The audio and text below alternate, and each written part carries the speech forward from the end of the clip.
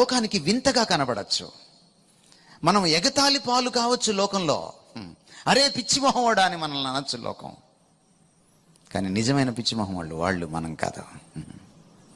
ఆయన ఒక రోజున వస్తాడు, తీర్పు తీరుస్తాడు. అన్యాయస్తుడిని అన్యాయస్తుడిగానే ఉండనిమ్మో, అక్రమార్కుడిని అక్రమార్కుడిగానే ఉండనిమ్మో, నీతి జరిగించేవాడిని నీతి జరిగించనేమో. ఎందుకంటే నేను రాబోతున్నాను, త్వరగా వచ్చుచున్నాను. ప్రతి వానికి వాని క్రియల చొప్పున ఫలమును ప్రతిఫలమును ఇస్తాను. You need to live with a sense of accountability and responsibility. ఒక జవాబుదారీతనంతో, ఒక బాధ్యతతో, ప్రభు ఒక రోజున నన్ను తీర్పులోకి తీసుకొస్తాడన్న స్పృహతో మనం జీవించినప్పుడు ఈ ప్రమాణాలకు కట్టుబడి మనం జీవిస్తాం. His simplicity. ఈ రోజున దైవజనులకి